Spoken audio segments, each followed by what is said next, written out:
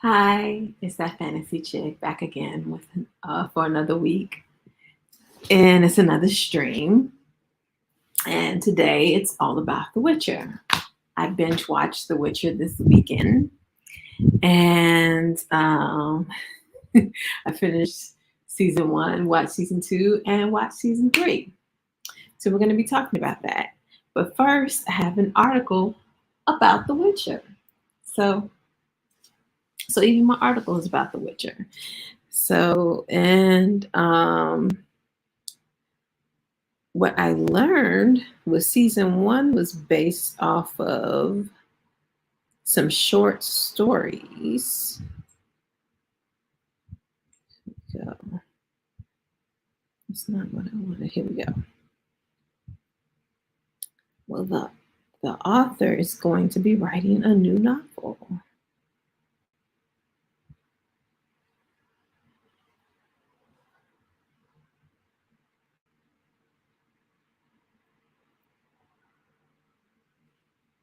Okay. A new Witcher novel is on the way. Series writer Andrzej Sapkowski says the new book could be out next year, at least in Polish. Need something Witcher to sink your teeth, I guess, into now that Henry Cavill has bid his farewell to the Netflix show? Well, there's good news. Series author Andrzej Sapkowski has revealed he's working on a new novel set in the world of his fantasy creation. During a talk with Ukrainian fans held by Fantastic Talks via Redanian Intelligence, Sapkowski confirmed that he is quite diligently working on a new entry in his Witcher novel series. I didn't know it was a whole novel series. And you know I like to read books, so I may have to check that out. The first since Season of Storms released in Poland in 2013. While the main story of the saga came to a conclusion decades ago in The Lady of the Lake, first published in the late 90s, Sapkowski has since written short stories set in and around the events of the main 5-book series, remaining adamant that he does not intend to explore further events set after the conclusion of the novels. Presumably, then we can guess this new book is going to be either a side novel or a new short story anthology set during the events of the series. But beyond that, Sapkowski remained characteristically taciturn about what readers can expect. The author further noted that finishing the book should take him about a year, but no longer, meaning that it could likely be released in Polish sometime in 2024, with international translation sometime thereafter. Season of Storms took 5 years to receive an English translation. But given the contemporary resurgence and interest for the Witcher novels, thanks to both the CD Projekt Red games and Netflix adaptation, it's perhaps likely that we'll see a translation much quicker than that. So,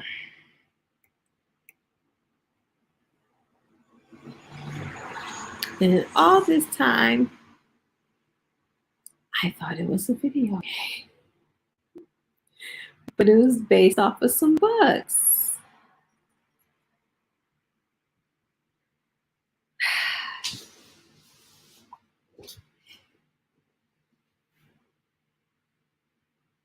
Oh.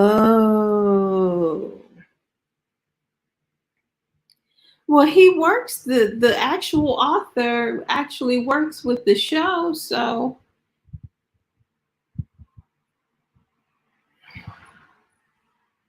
I don't know. I don't know that insider beef. All I know is, according to this article, what does it say? Oh, it just says series author. So maybe he doesn't work with the show. Um, that's why Cavill said he left. Oh wow. So he's creative differences. That's what got him all up in a tizzy.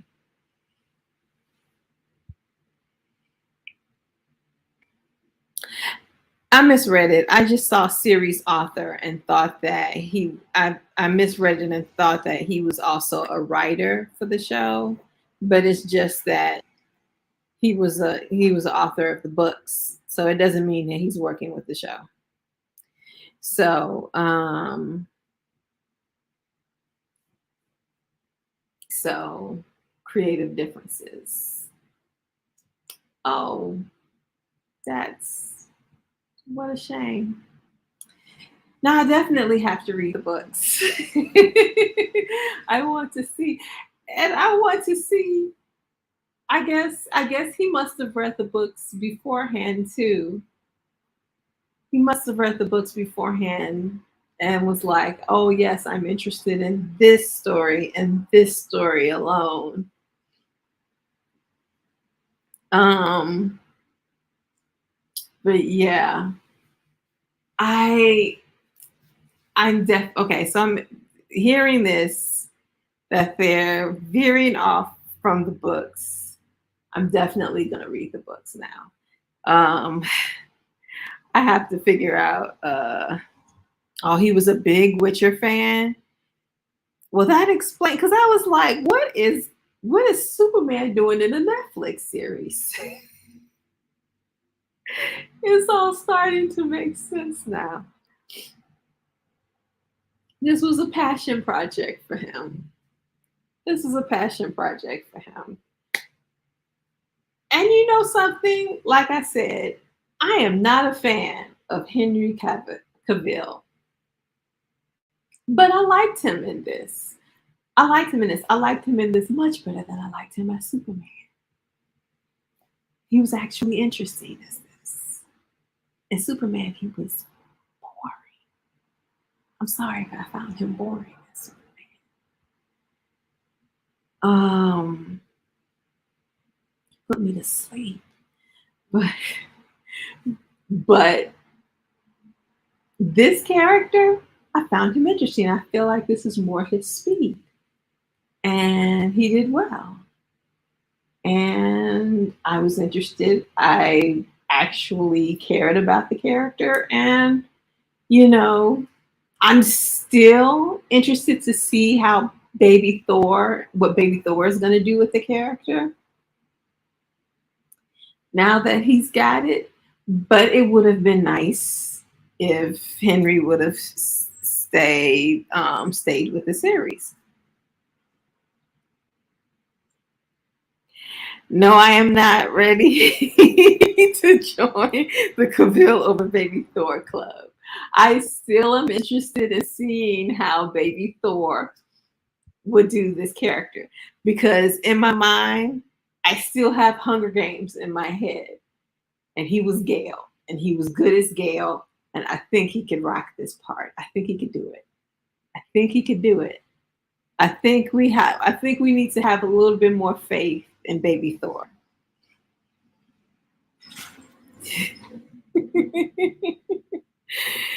but um but yeah, I think but I think he did a good job. The show surprised me a lot because I guess I had these preconceived notions of what The Witcher was. I thought he was this unfeeling, you know, thing that hardly spoke, that hardly didn't really have any feelings, didn't have any, emotional connections with anybody. And then the show became this family show about him having this connection, this father-daughter connection, and then him being in love with this mage. I really didn't expect him to be in love with somebody like he was in love with Yennefer. Like love Yennefer. Man, I really was not expecting that.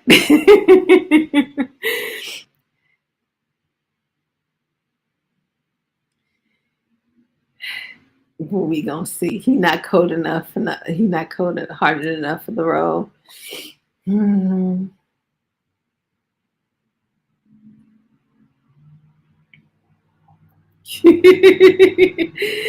Everybody in love with Anne, pretty much. Pretty much. She's one of those characters. But yeah, him in love, and then uh so one of the things that I did, because somebody told me to that season one was all out of order, and was all out of order. And they were like, get the chronology of season one so you can be able to, you know, figure out what happened when. So I do have the chronology of season one so I can put that together. Um, Goodness. So I can put that together. We're just going to skip all of that and go straight to this. Okay, here we go. So first is Yennefer's origin, and that's episodes 2 to 3. Yennefer's story begins in episode 2. For Marks went to Saya de Vries, buys her from her abusive stepfather, and enrolls her in the magical school Aretusa. I'm not going to read everything. Okay. Then it goes on to Yennefer manipulates her way to a coveted position at the royal court in Aedirn, and her classmate Fringilla ends up with Yennefer's original spy in the less regarded kingdom of Nilfgaard. Now that was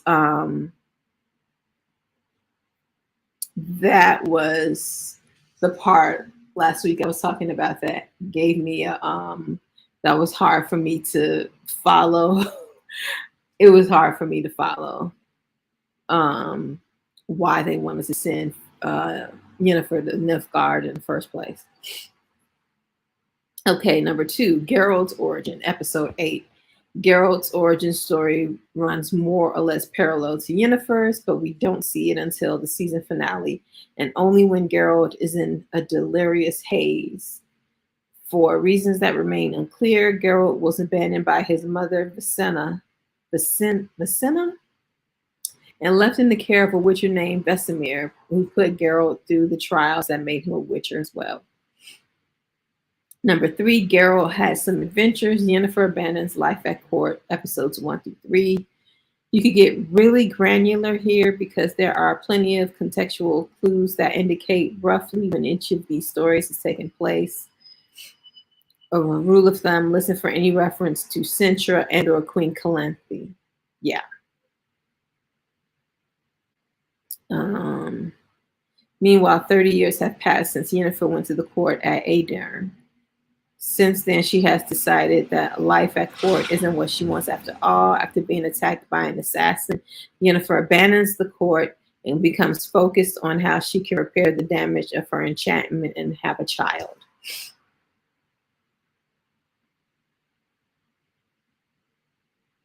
Okay, number 4, Geralt gets drawn into the law of surprise, episode 4.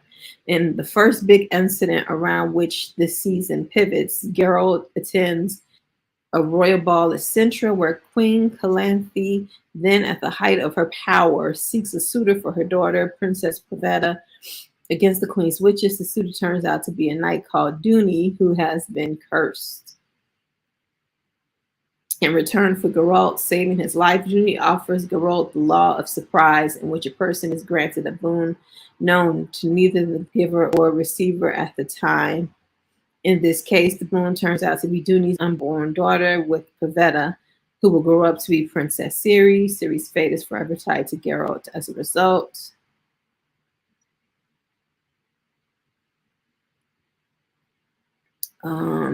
Number 5, Yennefer and Geralt meet, have an adventure. Episodes 5 and 6. At least a year after the ball in Cintra, Geralt fishes a gin's bottle out of the lake and receives three wishes. Soon after, he meets Yennefer, who cures his injured friend, Yaskir. Sometime later, Geralt and Yennefer bump into each other on an adventure that culminates in an encounter with a gold dragon, which confused the hell out of me. Yennefer realizes that Geralt's last wish involved her in some way and angrily leaves him. Okay, let me finish this and then I'll get back to the gold dragon. The fall of Sintra, episodes 1 and 7, and the second big incident around which the first season of Witcher pivots. The kingdom of Sintra is invaded and sacked by Nilfgaard, upending the political structure of the continent. Queen Calanthe dies. Princess Ciri, who is now 14 years old, escapes the city, even as Geralt, honoring the law of surprise, comes looking for her. 7, Ciri's Wanderings, episodes 1 through 8. Ciri wanders around for about 2 weeks. The Battle of Sodden Hill, episode 8. There's a kind of civil war among the mages of Aretuza. The Nilfgaardian army, which is led by Yennefer's old classmate Fringilla, attempts to take a bridge that will leave the other northern kingdoms vulnerable. Yennefer and her friends successfully defend the bridge but endure heavy casualties. Number 9, Geralt and Ciri meet. Immediately following the Battle of Sodden Hill, Geralt and Ciri finally meet in the woods nearby. Ciri, whose powers include prophetic dreams, asks about Yennefer, setting the stage for season 2. Okay, and then the one thing that they said before all of this, I think they mentioned that over the course of season 1, Geralt's story spans about 20 years, Yennefer's story spans about 70 years, and Ciri's story spans about 2 weeks. So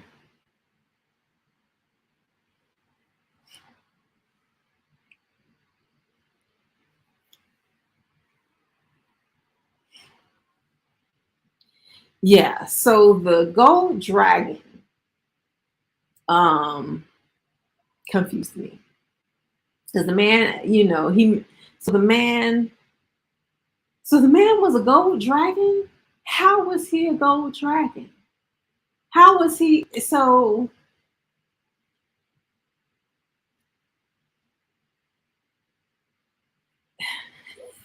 how was he a gold dragon? But I guess he was always a gold dragon, which is why he let go. Which is why those other chicks let go, because they knew that he would catch them and he would turn into the dragon and he would catch them, blah blah blah blah blah. But how is he able to just transform from a man to a gold dragon back into a man? And how does being a gold dragon give him the power of foresight? Because he was able to he had some sort of psychic powers. He was able to tell Geralt his story, and he was able to see Geralt and Yennefer's future. So that I was like, see, that wasn't explained.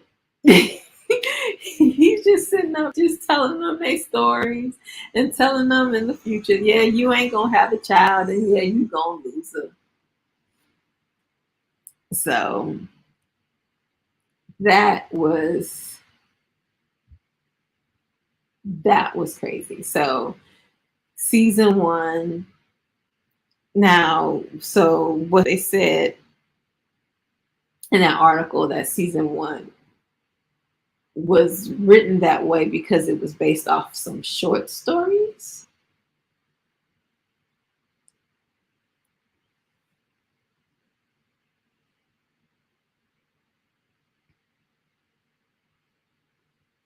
Wait, what?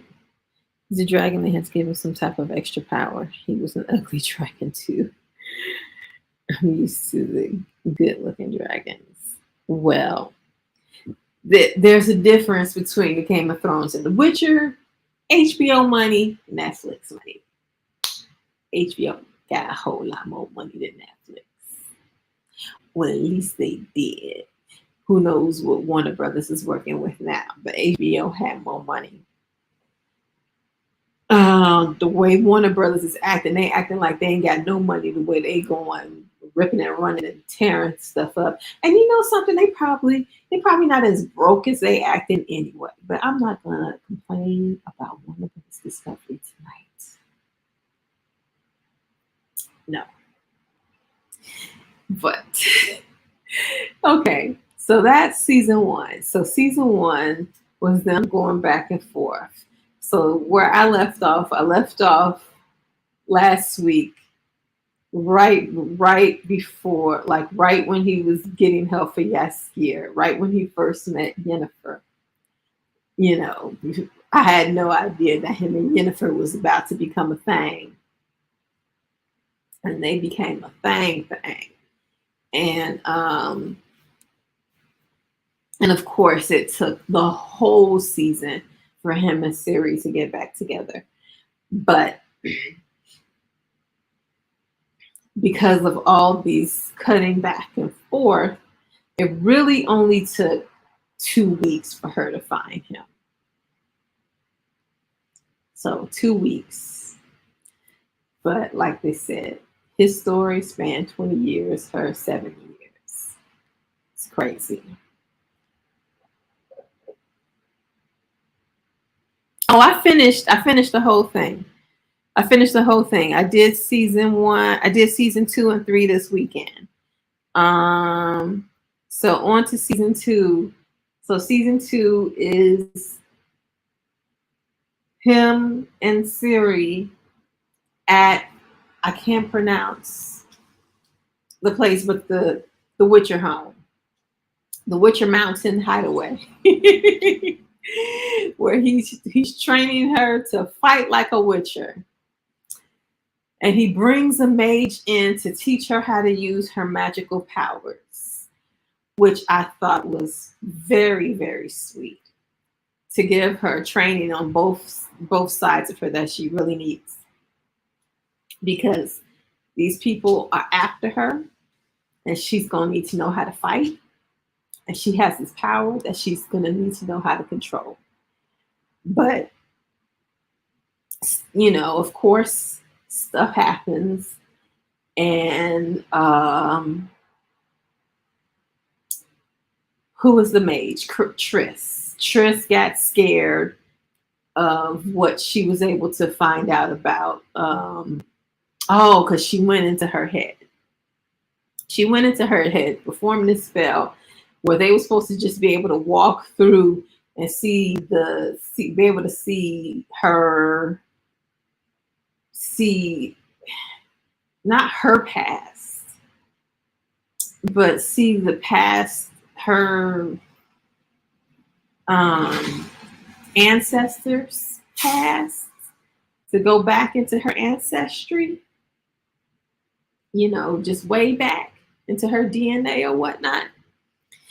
And they were supposed to just be able to just walk through, but people were stopping and talking to them. She's like, this is not how this is supposed to work.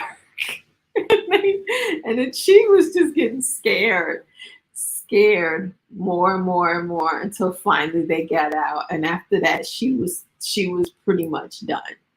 She was pretty much done. She leaves. She goes back to Aretusa and tells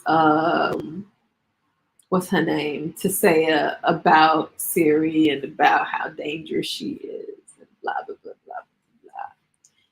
But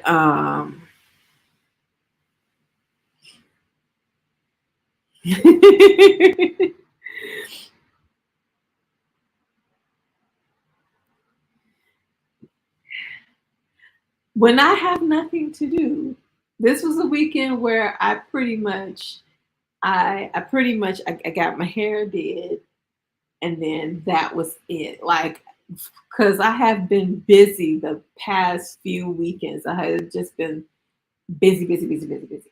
Just had stuff to do. But after I got my hair did, there was absolutely nothing else to do. So I sat down and I watched The Witcher. I watched the rest of The Witcher, and I had watched the rest of season one. I think Thursday and Friday. Thursday and Friday, I watched the rest of season one, and then I did season two Saturday and season three Sunday. It was only 8 episodes.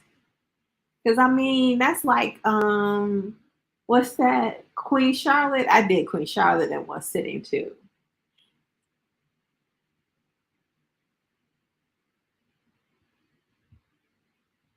Oh. Oh.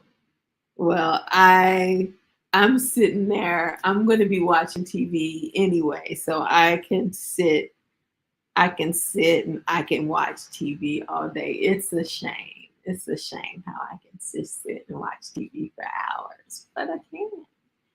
Um, I can. So it should not be a skill, but maybe I should put that on my resume.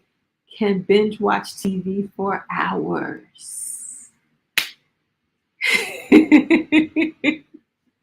I should put that on my entertainment resume.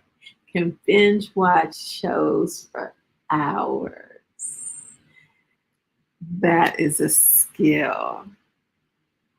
But yeah, I watched Queen Charlotte in one setting, and that was not even a whole day. That was in an evening. I watched that in the evening, probably after work. So I'm supposed to be going to work the next day, and I'm watching Queen Charlotte. But I stayed up and I watched Queen Charlotte that whole night.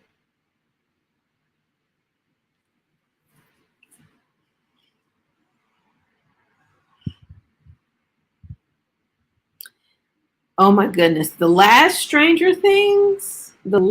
time with Stranger Things was so,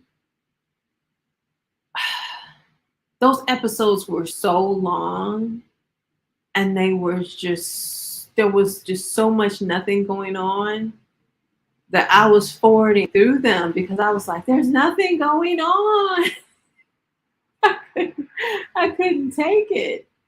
I couldn't take it. There was absolutely nothing going on. It was, I felt like I felt like Stranger Things didn't pick up until the last episode right before the break.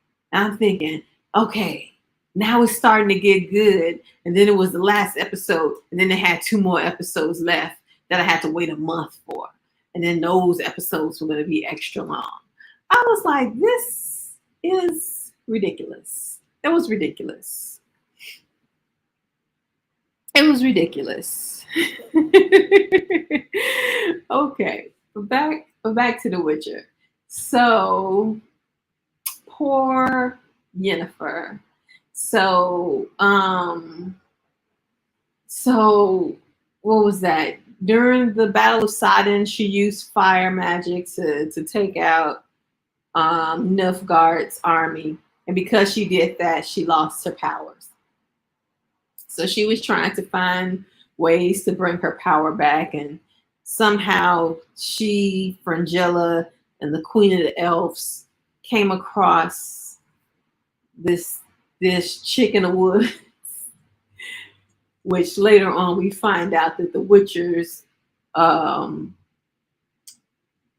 had imprisoned there, you know, many, many years ago. And she gave them all, she told them, oh, she basically told them all to do all these things, like, do this, you do that, you do, like, every plan that she told them to do was set up to fail. So it could bring nothing but um what do you call it? Despair. Just sadness and despair. And it all works in the beginning, but it worked for up to a certain point, but then in the end there was nothing but despair. And she fed off the despair, and because of that despair she was able to break free. So Yennefer's part was she told her to, basically kidnap Ciri and bring her to Centra, which is the place where the people who are after her were at. And Ciri, being the idiot she was, followed her to Centra because she thought that Geralt was there. And it's like, what are you going to do if Geralt couldn't get away? How are you going to save him?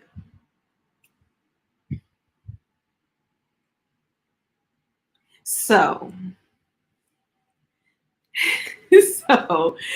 so, so basically, in the end,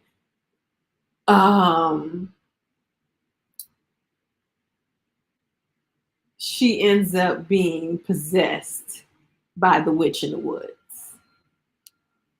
And as the witch in the woods, she goes around the Witcher mountain hideaway and starts slitting throats. I'm like, oh my goodness, this is serious. In a white dress, slitting people's throats. It took Geralt maybe 5 minutes to realize, oh, this ain't Ciri. I was like, well, I'm glad you realized right away that she was lying to you and that she was possessed. But it sure did take a long time for them to defeat her. And so in the end, Yennefer had to cut her wrist and offer up her body as a vessel so the thing would come out of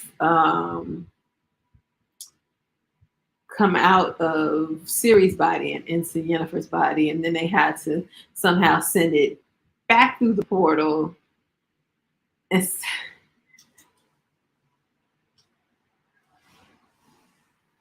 somehow, when she opened up the portal, she didn't close it. So things came from whichever plane of existence that they sent that witch lady into, the witch in the woods.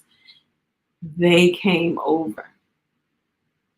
So that's something else that they're going to have to deal with in the future, because they don't know how many other things came through that portal. If that portal is still open, because if it's still open, then things could still be coming through. They just was like, oh, you left it open. Oh, well, no thought to go back and close it.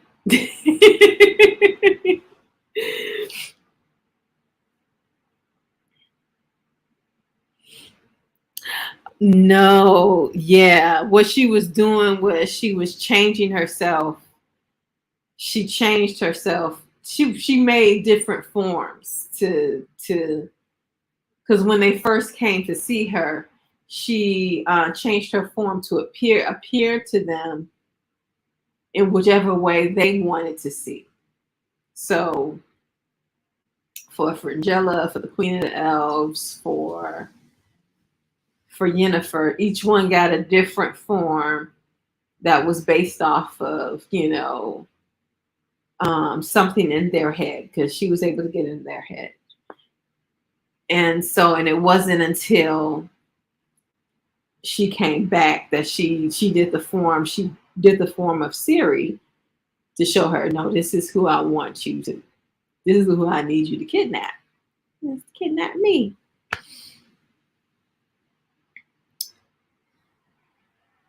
Because they didn't have photographs back then, so they didn't have photographs in this fantasy world. So she needed a way to tell her who to take. So she took on her form because there's no photographs.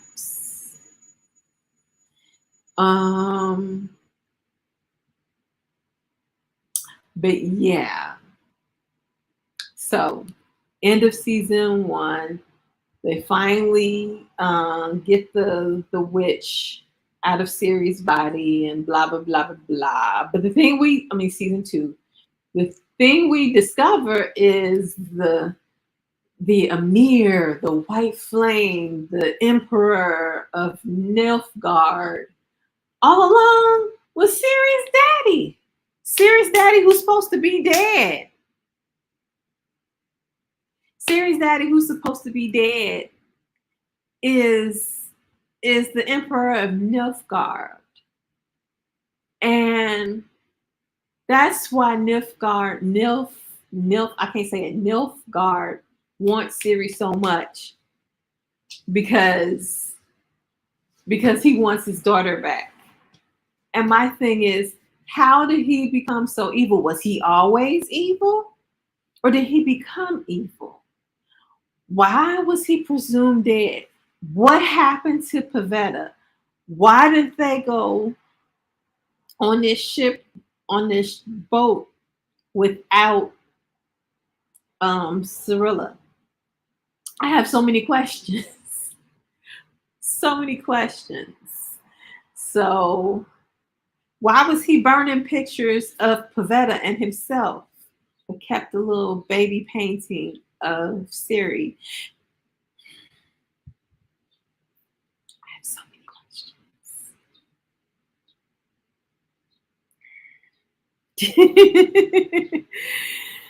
Oh my goodness. That was, I don't know if I figured out who he was.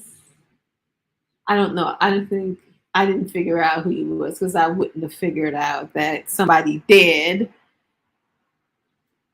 was Emir, but I was just waiting for them. I was waiting for them to, to reveal his face. And we turn around and it's her daddy, and it's like, oh my goodness, no. So crazy. Okay, so season 3. So season 3 starts with Geralt, Ciri, and Yennefer on the run. They're running from place to place, with Yennefer trying to teach Ciri how to use her powers. And they can only stay somewhere so long before people catch up to them, and they got to move on to someplace else. And Geralt making Yennefer stay in a whole other house than them, because he's still pissed off that she basically kidnapped Ciri and was going to sell her back to Central just to get her powers back. So he was like, I ain't forgave you yet. You gonna have to stay in a whole other house. It took him damn near the whole season to forgive her. It took many episodes. It took some episodes before he forgave her. He held on. He held a grudge.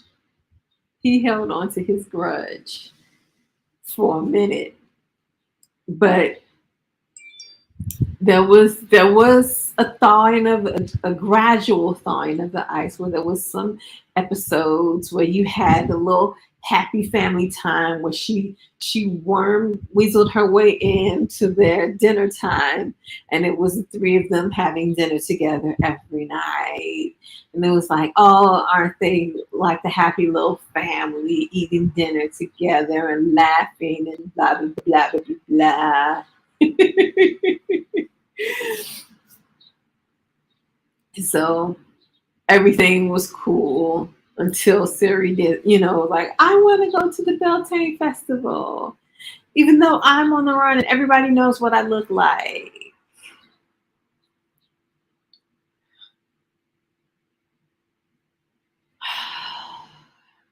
But whatever.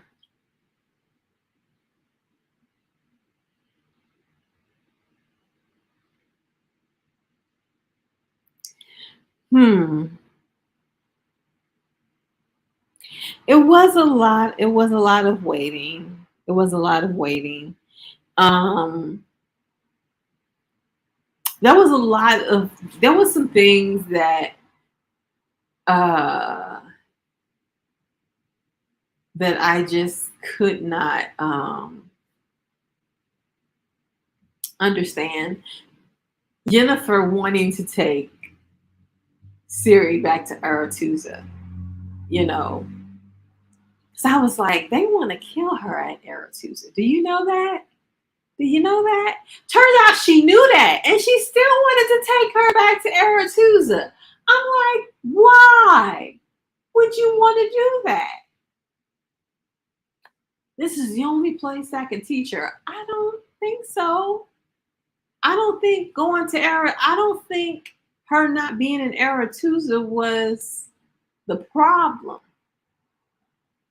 Because they were just going to keep doing what you were doing. It was just repetition. Like, you took forever to learn. She was going to take forever to learn.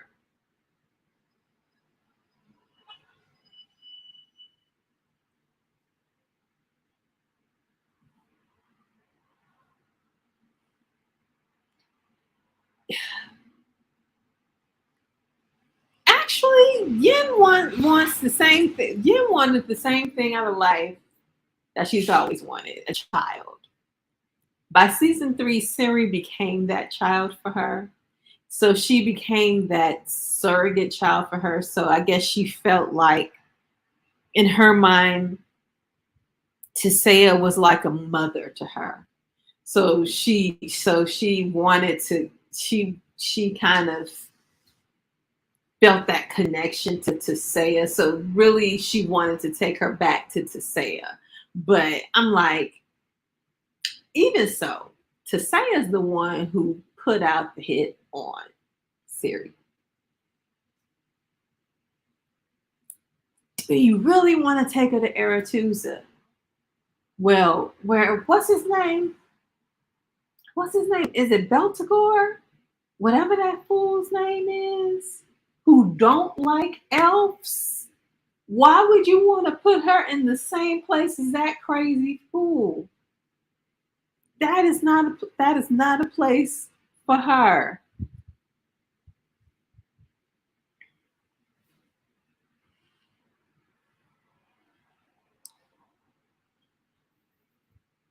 Not by season 3. Not by season 3. Season 3, she was all about family. Because the whole purpose of her doing the conclave was to create a peace amongst the mages, just so she can bring Siri back to Aretusa so Siri could learn magic. That was the whole purpose of the conclave, was for Siri. So I think not in season 3. Season 3, it was still all about Siri for her. Season 3 for her was all about what she could do for Siri. So I wouldn't say it was about power or status by season 3. Power or status was definitely season 1 and season 2. Um, but season 3 was she was all about Siri and definitely Garalt. And probably one of the best episodes was the episode of the, what do you call it? The ball. What was it? The little ball they had. That was a good episode because it's not. It wasn't not necessarily Rashomon because they didn't show it from different perspectives. They just kept showing different versions of the night. over and over again, because they would show it and then they would show it again and show more of it, you know? So it wasn't quite a Rashomon, but it still was crazy how they would show part of it. They showed a very trimmed down version of the evening, and then they would go in and show more details of one part, and then go back again and show more details of this part and more details of that part. And they just kept going around and around until they showed all the details of all the parts.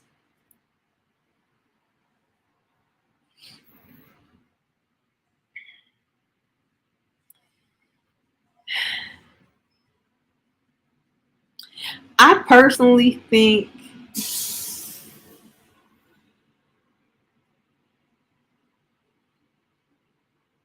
I personally think um, Siri would have been better off with Yin just getting over herself and continuing to teach her.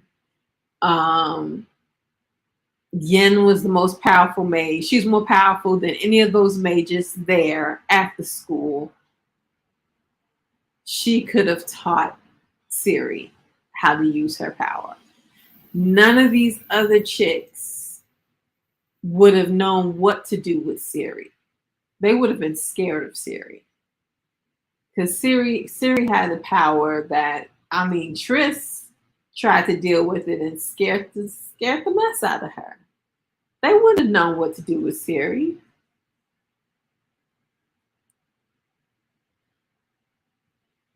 Um, they wouldn't have known what to do with Siri. So I don't think the magic school was the best solution for it. But I feel like I feel like it's one of those things. It was one of those because plot things. She felt like she needed to take Siri to the magic school because the plot needed her to. So because the plot needed her to, she had to have the conclave. Because the plot needed her to have the conclave, all the mages were there, and then there was the big blow up, and then there was the fight with Villagefors, and blah blah blah blah blah blah. So it was like they got to. It was almost like they were like, well, this is where we want to go. How do we get there? And they worked their way back. How do we get to Villagefors nearly killing um, Geralt? Well, we got to get them to Aretusa somehow. We have to have Yennefer feel insecure and think that she can't teach Ciri. So she's going to take her to Aretusa when they need to be on the run constantly. You can't stop at a school. People are going to find out that she's there and come try to get her. That was the silliest decision she ever came up with. It was the silliest decision she came up with. But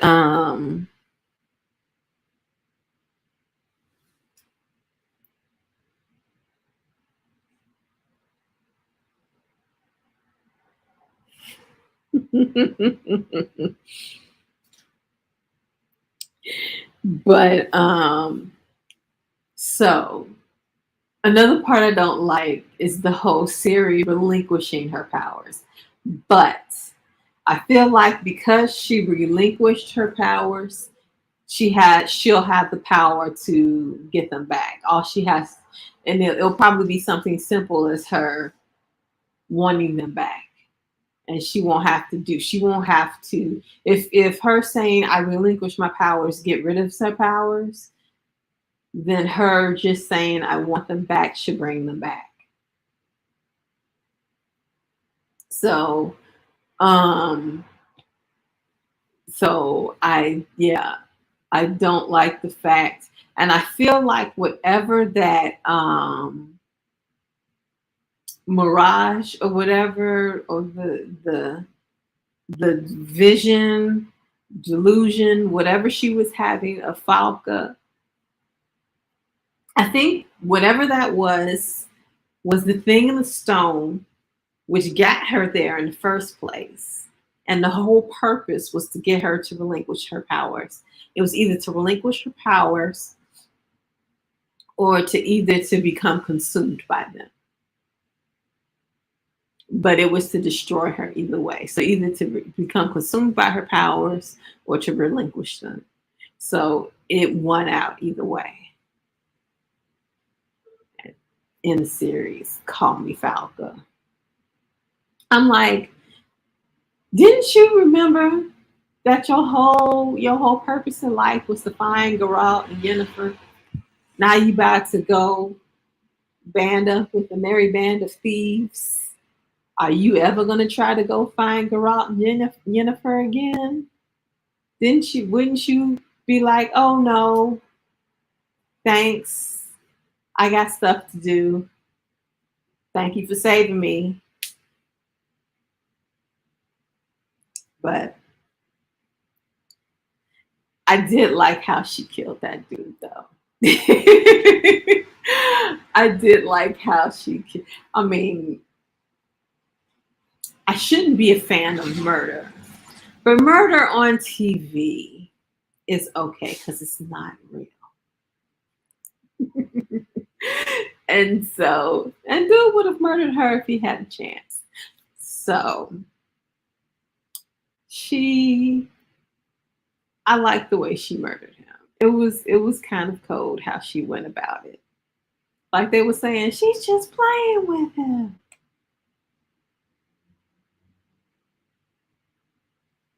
So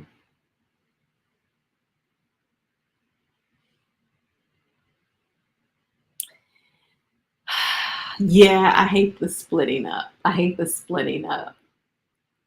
It's like they just got together. They just formed this family unit, and now all three of them are split up, and she's not even trying to get back to Geralt. That I don't know. I don't know. I can't take a whole season of her as a Mary in the Merry Band of Thieves. This is gonna feel like to some people when 11 went to Chicago and met up with those those people who were also from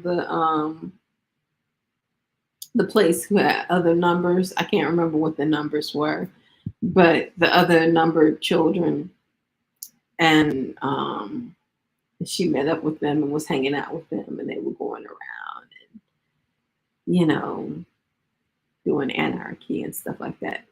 People didn't like that episode either. It just feels like this is going to be something like that.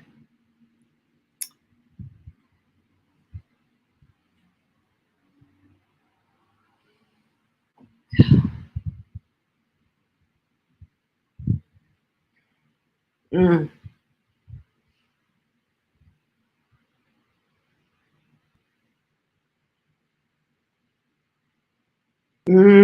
Stretching the storyline. That could be it. The show, if the show is really popular, they may want it to go more seasons than they could get out of it if they followed the books. If they would strictly follow the books, they would probably only get so many seasons, and they probably want to try to, you know, get more seasons out of it. But they risk losing the audience. They risk losing the audience that way. Because if you keep stretching the storyline and keep moving the finish line, people are going to get fed up and they're going to stop watching. I have gotten fed up with shows and stopped watching. Like, you know what? This is not worth my time anymore, and just stopped.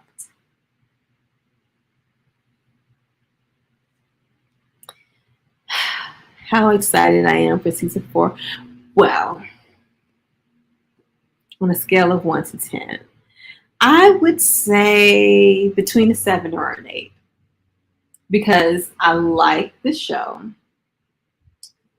I'm excited to see what Baby Thor is going to do.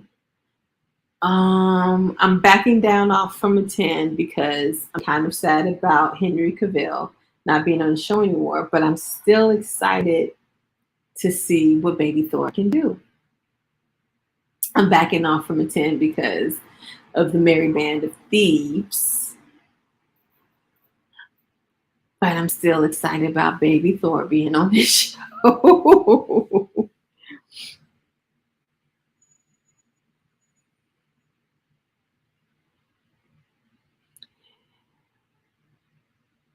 She can do magic.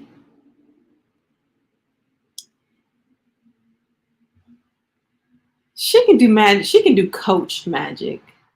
Like, people can coach her through stuff. Like, she was able to do a portal when Yennefer coached her through it. Because when she was in the desert, I was like, why don't you remember the spell to do a portal? Why can't you remember the portal spell and portal yourself out of the desert? It's like, of all the spells Yennefer should have taught her, that one should have been at the top of her list. When they're running from place to place, portaling should have been at the top of her list so she can portal her way out of places and get away from people. That should have been number one. That should have been a number one priority, is portaling. So she could have portaled out of that desert. Oh, like, come on. Is the storyline is getting draggy. Mm. David Blaine doesn't even do magic. He doesn't even do magic. He does.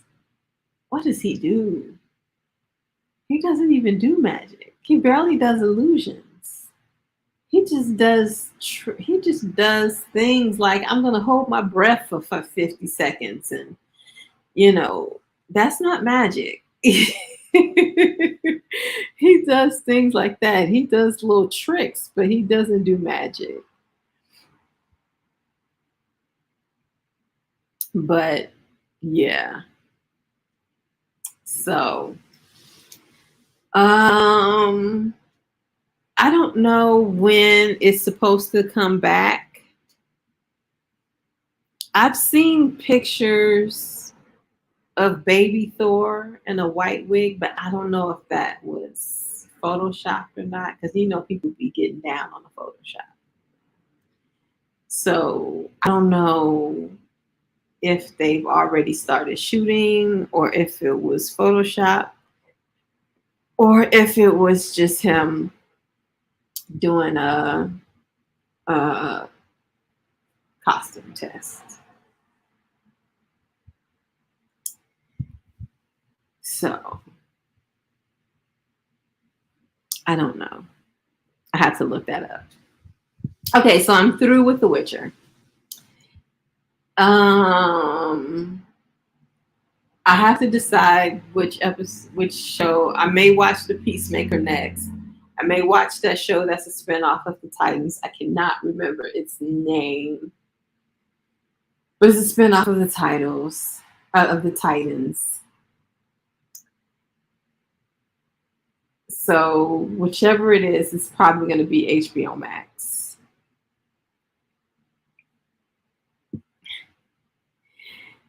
Probably 2026. I'm hoping this strike is settled by the holidays. That is my hope and my prayer, that by the holidays, both strikes are settled. Because the truth of the matter is, Once they settle the WGAs, they should be able to immediately follow up and settle this as the SAG, because they're both fighting for the same things.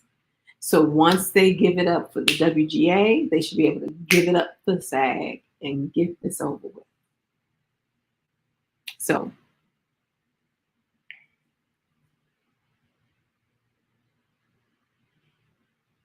yeah. So I'm hoping. But if that happens, if I say by the holidays, but let's say if it goes up until the holidays, Hollywood does not work through the holidays, which means they won't start working until the beginning of 2024. So if they wrap this up by the holidays, by the like say right before Thanksgiving, then people are going to start back shooting January. That's just Hollywood goes cold. It's like the whole month of December, Los Angeles is shut down almost. People are out of town. Nobody does nothing. So I don't see them coming back to work and then immediately breaking for holidays. So people will probably go back to work in January if that should happen. But okay, so I'll put on my community. It's gonna be either one. It's gonna be something from HBO Max, and it's most likely gonna be Peacemaker. We'll see if that was good. We'll give that a chance. But I'll definitely post on my community page, on my community tab, what I'm watching. So um and I'll be talking about it on Wednesday. So we'll be back Wednesday where I'll be talking about whatever it is I started binge watching. And Friday will be another video, as always. So I shall see you later.